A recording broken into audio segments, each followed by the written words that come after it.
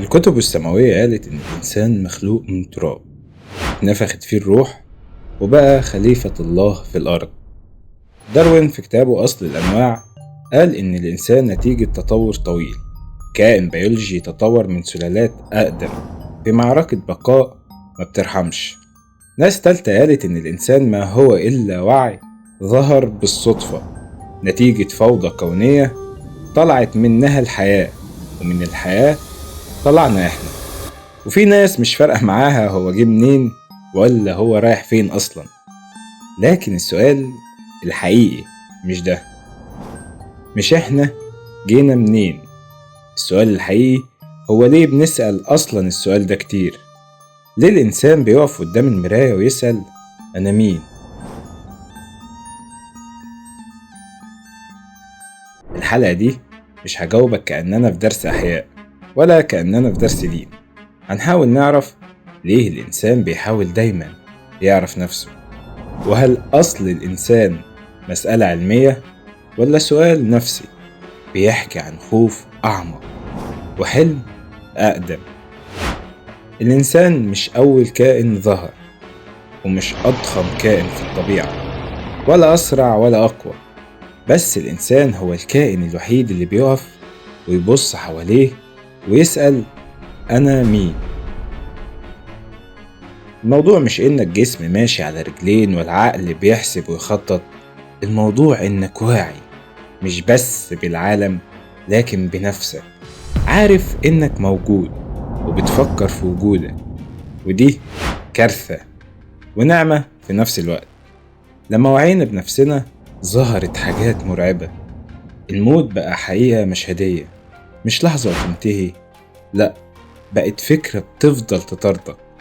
أنا فاكر وأنا صغير كنت بتفرج على أفلام قديمة كتير مع أمي، وكل مرة كانت شخصية معينة بتموت أمي كانت بتقولي ما تخافش هيصحى تاني، وكده كده ده مش حقيقي وهتلاقيه بيمثل في فيلم تاني.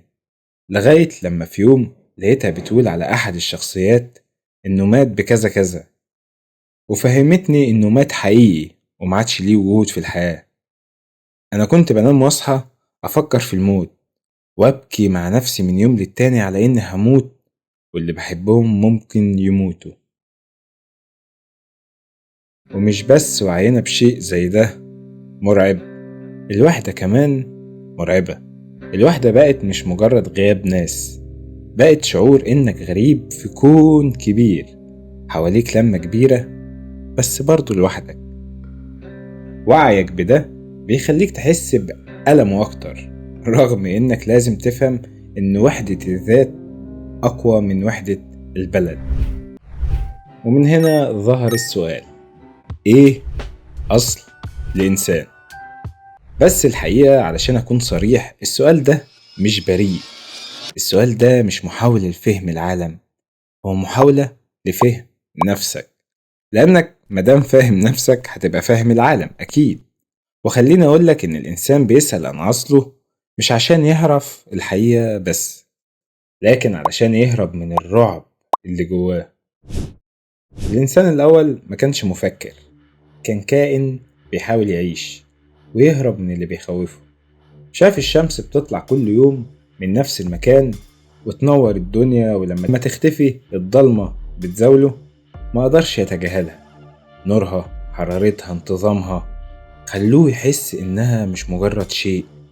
فبدأ يكلمها، يقدم ليها القرابين، يخاف من غيابها، وبقت الشمس إله ليه.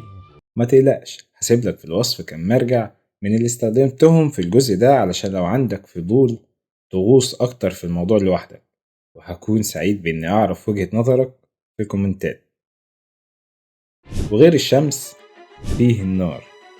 النار كانت مرعبة، مش بس لأنها بتحرق، لكن لأنها بتيجي من السماء، بتيجي من فوق.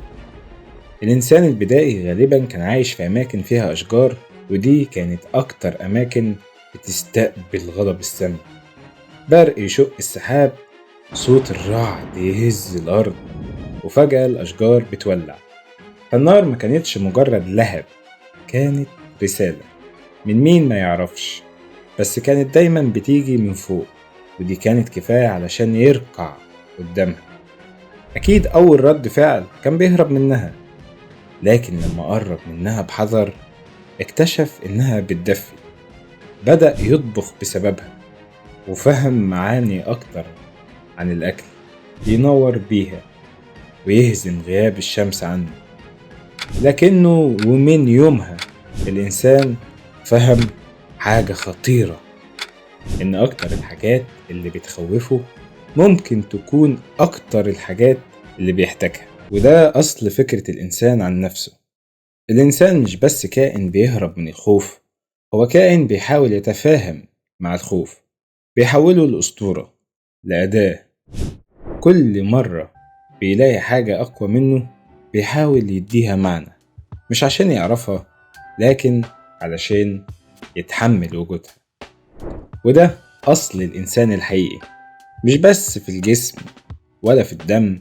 أصل الإنسان هو الكيفية اللي بيتعامل بيها مع اللي ما يقدرش يفسره. الإنسان ما كانش بيحكي قصة علشان يعرف هو جاي منين، هو كان دايما بيخلق صورة علشان يصدق إنه يستحق يكون هنا. من أول كهف رسم فيه رمز، ومن أول طفل سأل ليه. اللي كان بيحرك الإنسان مش الحقيقة، اللي بيحركه هو العجز. عجزه عن تفسير العالم، عن تفسير الألم، عن تفسير نفسه وكيانه. كل حاجة الإنسان عملها كانت محاولة للتوازن. الفن محاولة يرسم بيها اللي هو مش قادر يقوله، اللغة محاولة يربط بيها الحاجات ببعض ويفهمها، والطقوس محاولة يدي بيها شكل للحياة حتى لو الشكل ده متكرر وميت.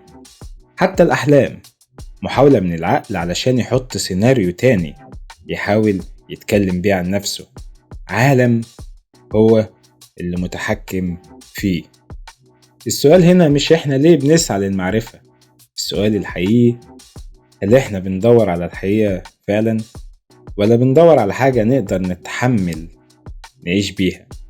لأن في حاجات الحقيقة فيها تقيلة، في احتمالات ما ينفعش نعيش واحنا مصدقينها. يمكن الإنسان مش كائن بيدور على المعنى، يمكن هو كائن بيهرب من اللا معنى أساسا، وعلشان يهرب بيخلق قصة عن البداية، عن الغاية، عن الرسالة. حتى لو القصة دي بالنسبة لأي حد تاني وهم، لكن الوهم بالنسبة للبني آدم مش دايما ضعف، أحيانا الوهم هو اللي بيخليه يكمل. الإنسان من أول لحظة وعي بيهرب من الموت، من الوحدة، من الصدفة، من العدم. علشان كده بيسأل دايما أنا جيت منين؟ السؤال ده مش بريء ولا برستيج خالص، ده جدار واقف بينه وبين الجنون. أصل الإنسان مش مادة، أصل الإنسان هو الرعب اللي مقدرش يسكت عليه، مش علشان يكتشف الحقيقة لكن علشان يقدر يعيش من غير ما ينهار. مش لازم تصدقني، هل انت فعلا عايز تعرف أصل الإنسان، ولا عايز تصدق إن ليك معنى حتى لو المعنى ده كذبة مريحة؟ وأنا شايف إن الإنسان مش محتاج يعرف هو جاي منين، هو محتاج يتعلم يعيش وهو عارف إنه مش هيفهم كل حاجة. ودي مش نهاية ضعيفة، دي أشجع نهاية ممكن توصل لها لو أنت عاوز تحتل العالم.